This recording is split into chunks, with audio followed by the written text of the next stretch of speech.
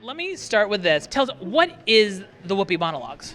Oh, good question. So, Whoopi Goldberg in the 80s launched this incredible seminal work on Broadway where she became 5 different characters. And then she spent years working on this material, growing this material. So, the show that we're doing is some monologues pulled from the 80s, some from the early 2000s.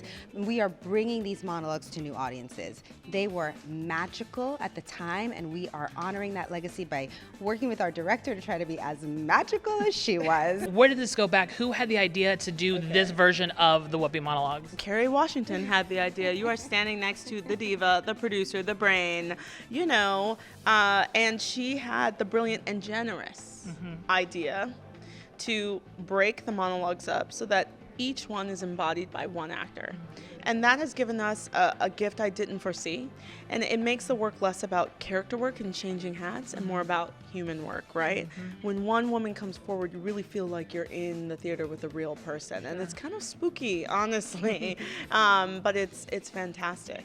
The thing that I love so much about the Jamaican lady, first and foremost, I'm first generation Jamaican American. And so this is not only just a monologue, this is the culture that I grew up in. What I will say is that this is not just an immigrant story, it's a love story. And when you think about immigration now during this time, it's like we're just stuck on the headlines, we're in the middle of these politics.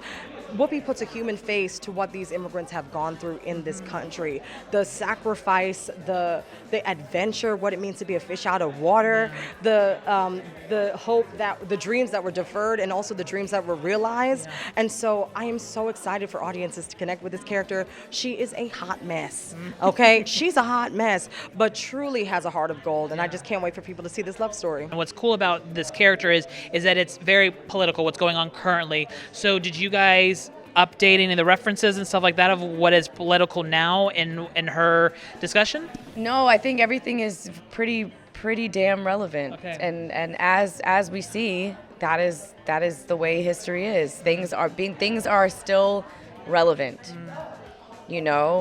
Statements made can transcend time.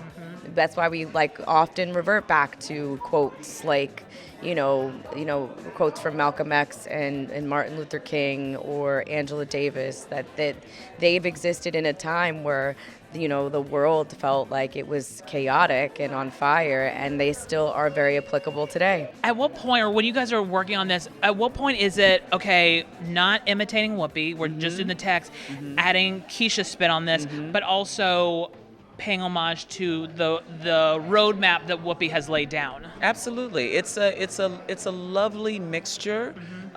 Whitney has been really, really generous in allowing us to find our way, but at the same time, pointing out and teaching us where we need to hit it the way that Whoopi hit it. Totally. It wouldn't be like Whoopi, but it'll be the way, in order to make the things that need to stand out in these monologues, the things that can be thrown away, just different ways of making this combination, of ways of doing it.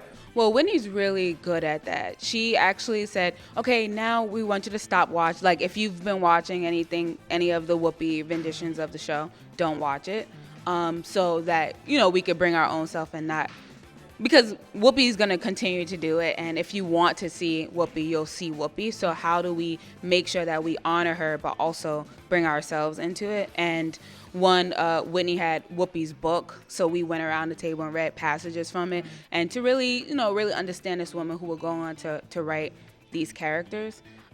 She also is very adamant about looking at the sentence structures and the punctuation and knowing that the rhythm exists already within the piece. And as we're making it our own, just be aware of the gems that's already there.